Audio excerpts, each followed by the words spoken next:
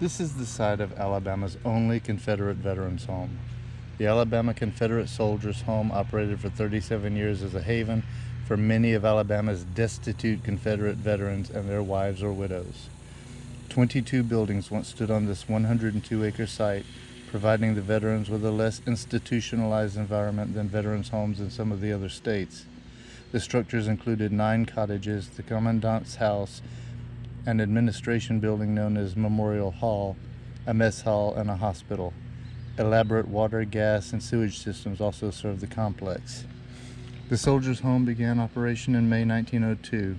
It was designed to house 100 residents, but reached a peak of 91 veterans and 13 wives during the years 1914 and 1918. Thereafter, the resident population declined until the death of the last veteran in June 1934. The facility continued to house a small number of Confederate widows until the home was officially closed on October 31st, 1939. The buildings, with the exception of the mess hall, which stood until the mid-1960s, were dismantled and the care of the home's 2 cemeteries transferred to the Alabama Soil Conservation Service.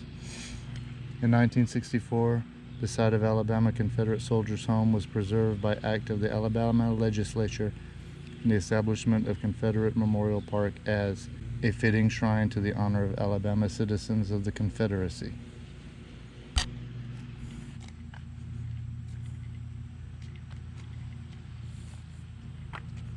That's a persimmon tree.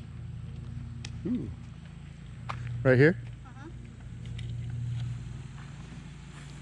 Persimmons are delicious, but do not eat them before they are ripe. You've been warned. Confederate flags flown by Alabama regiments.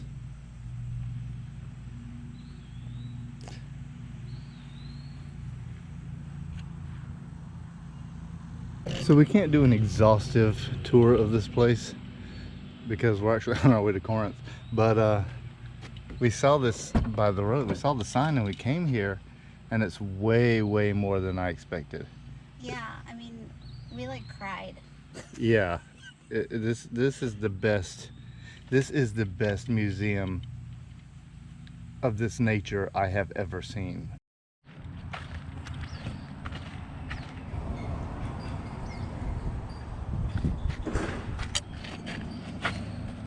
Interesting. Monument to Jefferson Manley Faulkner, 1908. Memorial Hall, Alabama Confederate Soldiers Home Administration Building, circa 1908. So there was the original home. Look at It this. was destroyed by a fire, and then it was replaced by a small administration building, Interesting. which was dismantled, and now it's just kind of like, this is the spot. It's like a picnic area. Yeah, but look at this. Note, northeast corner of veranda with monument to Jefferson Manley Walker.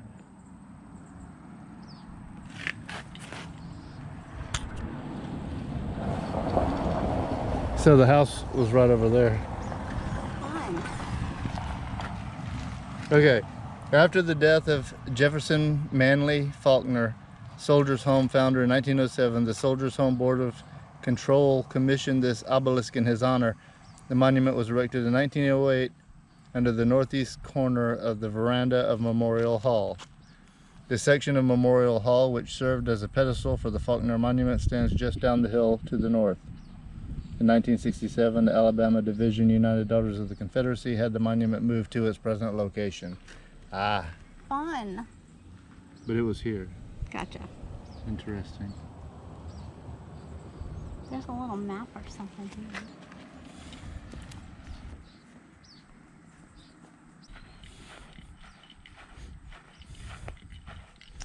Oh. There's a dairy, a water tank, a pump house. Oh, neat. Okay, so this is the map of the place. Yeah, and there was a cottage called Crippled Creek Cottage, which is kind of funny. Montgomery Mess Hall, Hardy Cottage, Moore Cottage, Servant's House, Old Service Road, Cemetery number 2.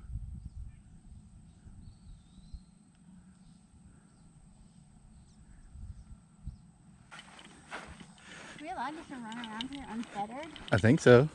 So I think this was the pedestal for the veranda of the house. Oh, I can picture it. Compared to Yeah. that photo. Switch to sidestep mode.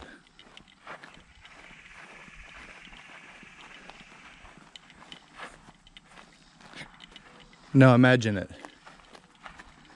This is a pedestal for the veranda. I do declare, I am so hot. I guess I would sit on the porch. Just imagine the house was like way up there. I mean, this is just like one little part. It's amazing when you think of what once was in a place. And just this like tiniest little vestige of the original structure still here.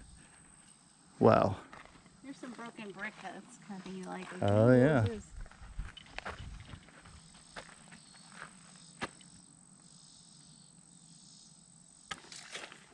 So the road's up here. This is a real treat.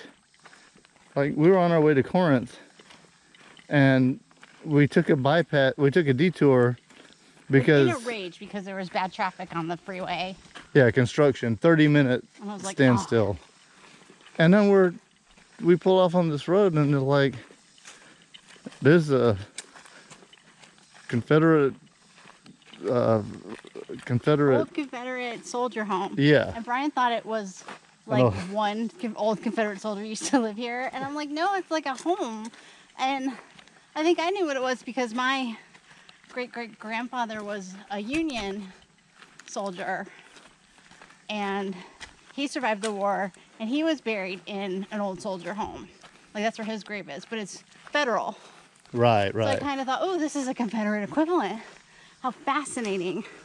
And it really is. And it was funded by donations because there was no pension plan or provision made for Confederate soldiers. So they were old, maybe injured, maybe one leg. You know, they couldn't really support themselves. Like at all. So they couldn't go to the federal government for money. But I think eventually didn't... Is it always how it was? I can't remember. Confederate widows never eventually got money. It seemed like they eventually got money, but maybe not. We're gonna research that. You don't have to use any rambling. Marbury Methodist Church, I'm totally using it. A number of soldiers' home veterans were members of this church over the years. It originally had a second floor for Sunday school classes and a cupola on the roof. With the closing of the local lumber mill in 1910, the population of the town and churches dwindled over time.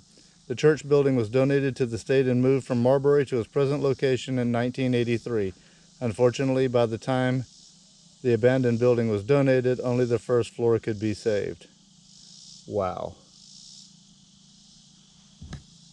So Sunday school was on the second floor. Probably like a classroom. I Yeah. wonder if they had fight club like we do in our Sunday school. That's amazing. Paul was not a eunuch. There's a lot of inside jokes in here, just overlook those. I assume you're going to cut some of this non-painful stuff out. You kidding? This is what really entertains people. People love this stuff. Don't you? Don't you? Woven wire fence, 1904. This is one of the only 3 remaining sections of the original woven wire fence at the soldier's home. Wow. During the latter half of the 19th century, woven wire and barbed wire began to replace wooden rail fences. Woven wire fencing once enclosed the entire 102 acres of the soldier's home site, with interior fences enclosing a 4-acre garden area and at least one of the 2 cemeteries. And then here's like a little ad, like, the farmer knows Pittsburgh perfect electrically welded fence can be trusted. There was a period in the early 20th century where electricity was like used in advertisements. And y'all might have heard like the Triscuit cracker. Yeah. That's like the electric biscuit, kind of like it was made by electricity. And wow. back in the day, like electricity was kind of what you would use like for your products or for advertising. So that's kind of interesting. Like, it's not an electric fence like we know today, but it was electrically welded. It's like, ooh, electricity. That's the new technology. Stacey is a treasure trove of random information that I never even would have thought of to know that I didn't know. But then we come to one of these places and all this information just pops out of nowhere. And it's like, wow, I really did not know that I did not know that. Awesome. Okay, so here's the fence. What's left of it? Electrically woven, everybody. You don't get this everywhere.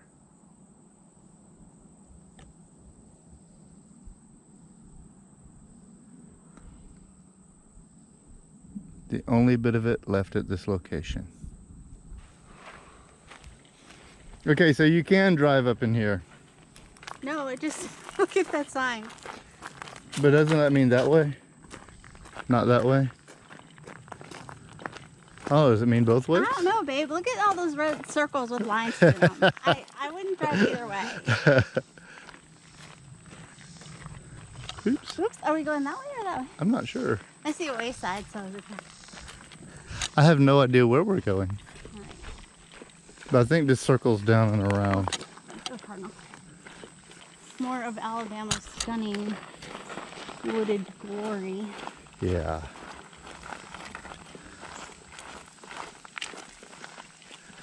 Red clay. Smooth pea gravel. Hey, wait, look. Somebody call Robert. Here we have wisteria. Is it Japanese or the good kind? I don't know. It looks like Japanese. The tangled wood suggests it's Japanese. Just look at those strands. I think it is.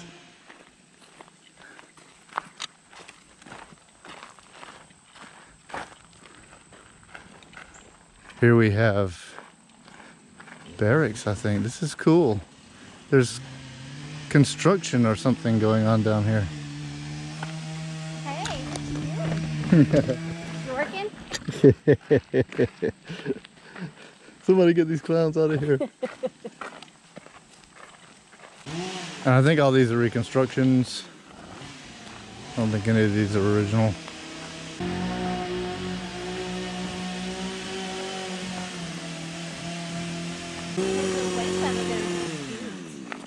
Oh yeah. Wayside or is it?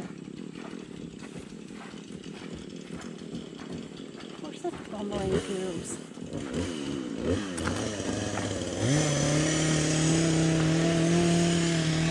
So this is cool. Walk through here? Well, yes, I think so. That's 88 decibel. Look at this, y'all. Even if it's reconstruction, it's an old reconstruction. Look at the Look at the lighting. keyhole. Yeah.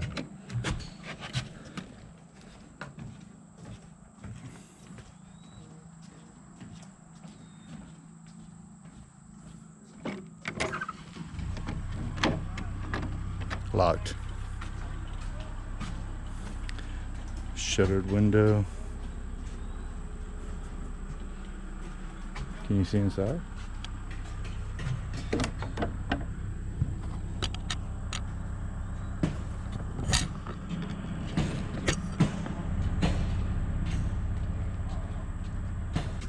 There's nothing on that one side.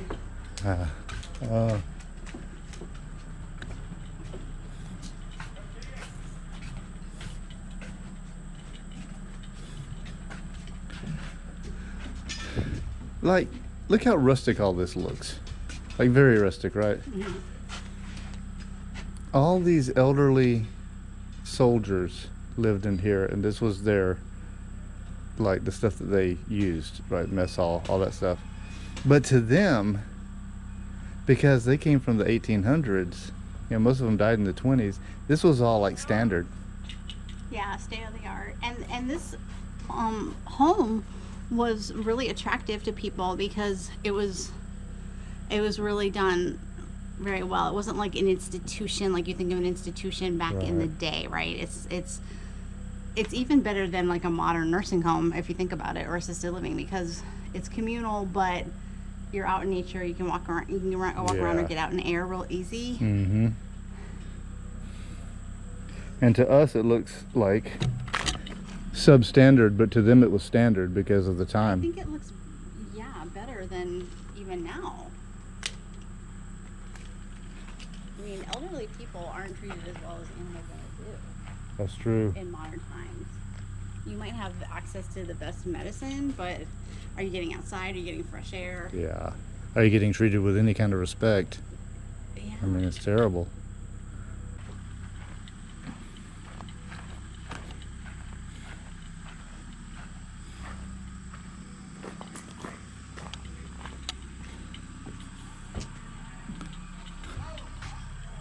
Look at this handle.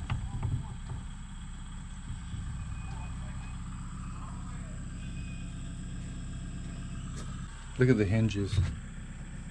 Gorgeous.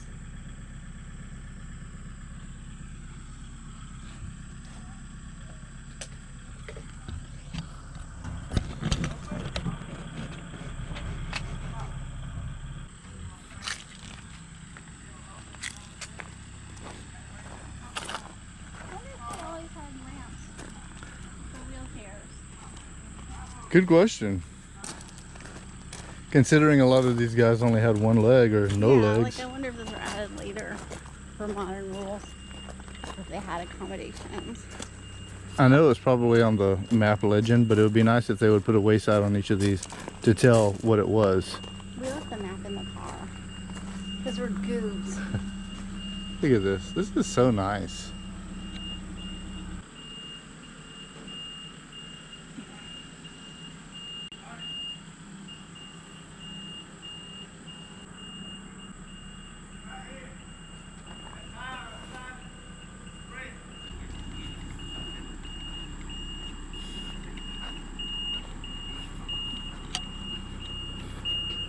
Look at this. You got the corner of this place, the brick and tin, I guess, to stop rust, stop rot. It's crawl space. Look at that brick. Ooh, look at this. Oh. Brick under there? Doesn't it look old? Yeah. Doesn't it though? Or am I being like crazy? No, it looks old. It looks very old. In fact, I'm gonna take a picture of this brick.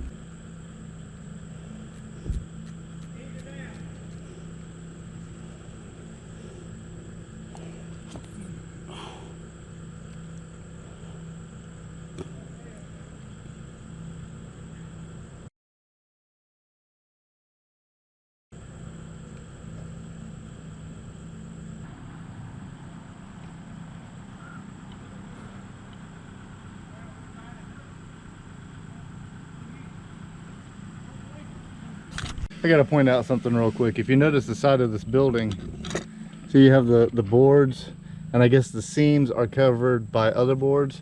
This is exactly how the smokehouse at the old Bird Farm is put together. It's exactly this sort of thing.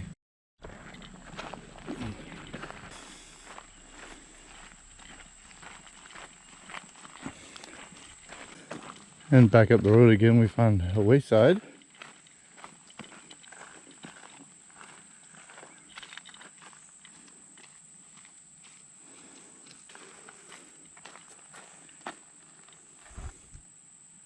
Side of John E. Moore Camp Hardy, Cottage number 8, and Cripple Creek Hotel. Cottage is 1903, 1939.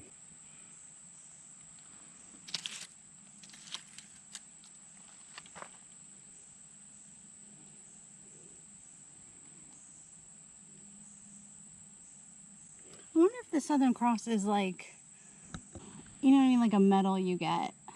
Oh, that might you have be. to qualify for.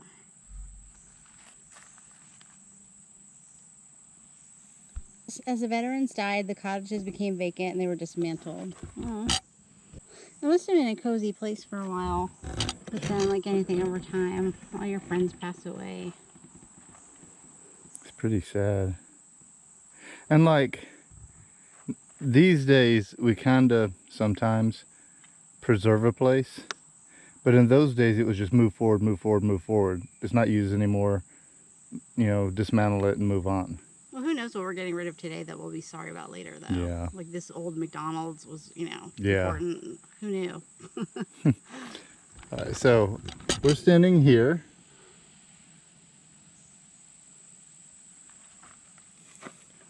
All 9 cottages of the soldiers' home had unique exteriors but identical interiors, with 4 bedrooms housing 8 inmates per cottage.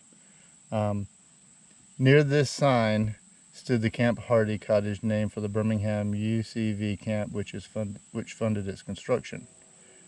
Down the hill to your right, down that way, stood cottage number 8 and cottage number 7, which were built by the state of Alabama to anticipate an increasing number of residents to the Confederate soldiers' home. Cottage number 7 was nicknamed the Cripple Creek Hotel because the veterans housed there had been deprived of the means of locomotion, according to one early account. At the bottom of the hill to your right stood the soldiers' home 25-bed hospital. So the hospital was down there. Cottage number 7 was down there. Wow. It was a lovely environment for them to be in. Fresh air, like Stacey mentioned earlier. And it's just really nice.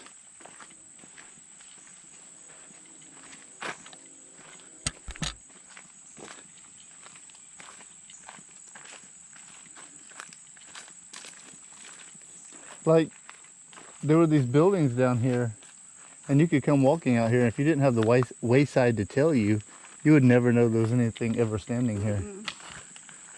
Like, a lot of times there's like some remnant, which, you know, like Robert's always finding in the woods, but like here there's nothing.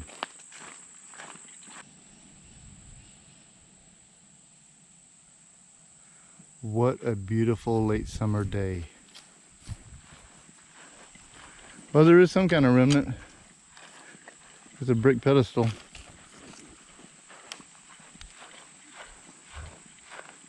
Switch to sidestep.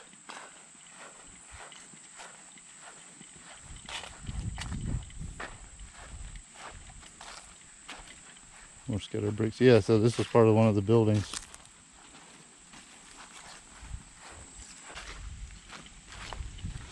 The hospital.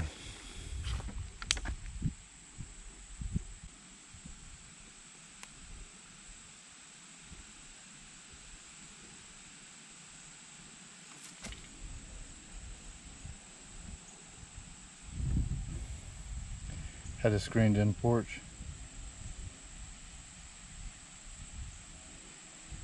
Erected on this site in 1904 by the state of Alabama, the hospital was constructed to meet what is described as the pressing need for medical care for the veterans at the Confederate soldiers' home. This 25-bed facility was said to be almost full throughout its existence. Following the death of the last veteran at the home in June 1934, the hospital was converted into apartments for the 9 Confederate widows who remained. So, chapters of the Alabama Division United Daughters of the Confederacy gave continuous support to the facility for providing medical equipment, furnishings, and funds for the upkeep of the building. So, the Daughters of the Confederacy acted as a charity to make provision and to urge the state of Alabama to take care of these veterans. So, I think that's very commendable. Because they weren't going to get it from the federal government. Right.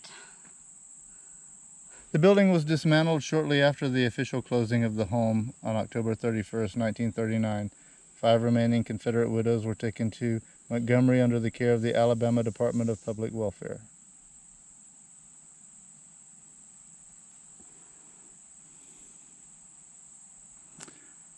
And those bricks we just passed on the way to this wayside were part of the hospital, obviously.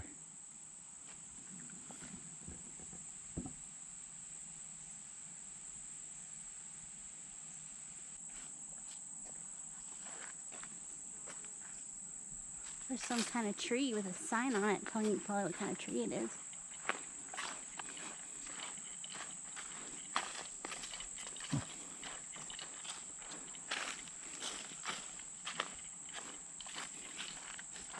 American Sycamore. It's gorgeous. The whitish bark falls off in irregular patches like torn wallpaper, exposing the inner bark, especially on the upper stem On preferred moist sites, the tree is a fast grower, attaining heights of 100 feet or more during the lifespan of several hundred years. This tree has provided many uses for both people and wildlife.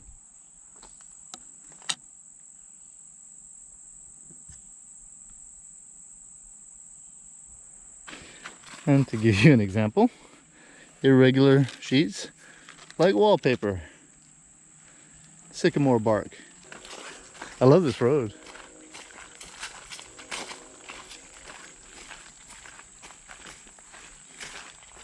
Wayside. Carbide tank. Just like at the old bird farm. Is there a carbide tank at the old bird farm? This is post cuts and cutting room floor stuff. Yes, there is a carbide tank at the old bird farm. In fact, Robert has climbed down in it. But, so, Robert has given like explanations of what the carbide tank does. But this place has a wayside that tells you exactly how it works. So let's have a look. Circa 1904, sounds about right. This metal tank, installed roughly halfway between the northern and southern row of cottages, was designed to hold a mixture of water and carbide rocks, which supplied acetylene gas for lighting and cooking before the advent of electricity at the soldier's home. Lime and coke, made from coal, heated to extreme temperatures, produces calcium carbide. Mixing calcium carbide and water produces acetylene gas, and this gas can be burned to light a home. A network of underground pipes carried the gas to each of the major buildings of the soldiers' homes. Oh, look, and here's a diagram. So there's the carbide tank here, and then the homes are like right there, and it's going all underneath it.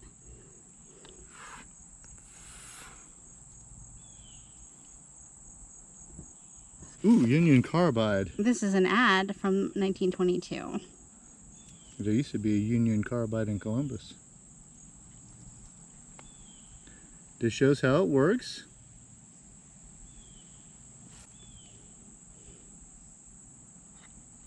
Section view of a typical home equipped with acetylene lighting and cooking.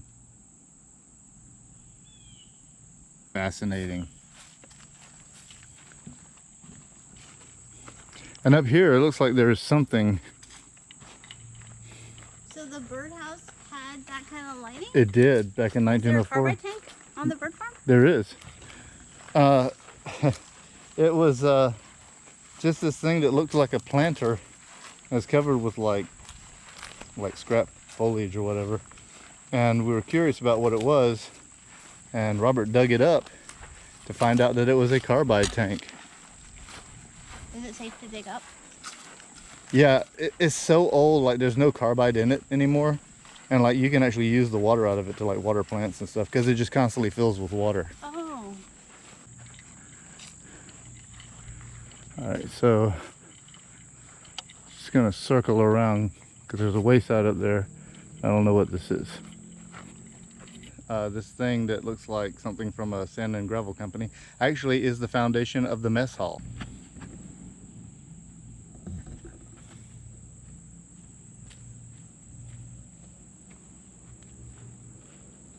When the soldiers' home opened, veterans cooked for themselves in their cottages. Later, cooks were hired, serving meals in one cottage of each row.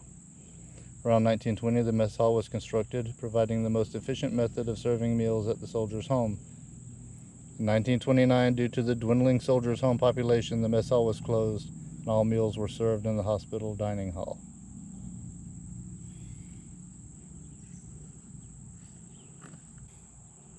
It's really quite sad. Like all this was here, and I understand why it's not here now, but it's still kind of sad. It's like the passage of time and death and everything. Yeah. Like this guy bringing the milk. Where, you know, what happened to him? It's like 1 second you're at your job in your little overalls, and then the next it's like you were never here. 100 years later, and two people are standing here with a GoPro staring at a black and white picture of you, and you can't even fathom that. It's like, right. Yeah, it's amazing. It's melancholy. It's poignant and melancholy.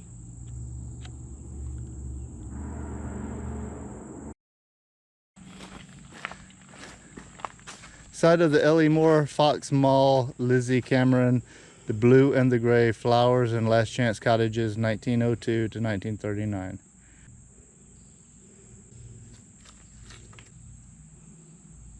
And what do you notice?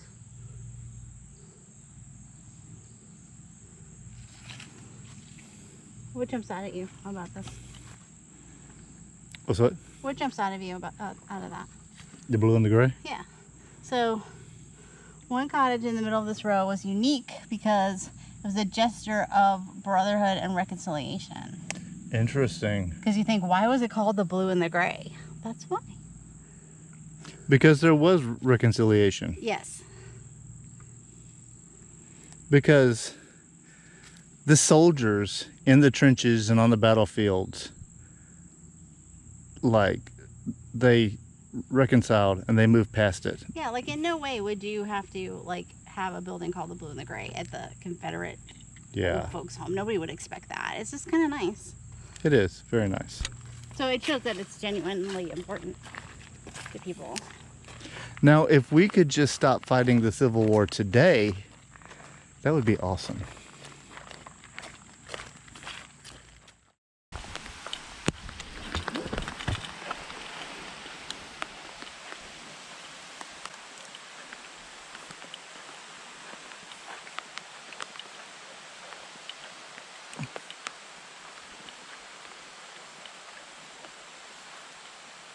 This is smaller than the other one. It is.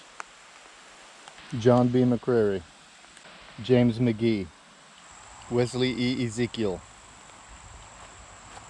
John Cunningham, John T. McNeil, Wooten M. Simmons, Jonathan Anderson, David Templin, William Benz, George A. Cherry, Greenberry Watley, Newton J. Jones, Leonidas J. McGee, Joseph E. Racimi, Jasper Clark, Joseph W. Hipp, James Robinson, James C. Thorpe, J. L. Abbott, Joseph G. Allen, James L. Graham, Francis M. Thomas, James P. Bryan.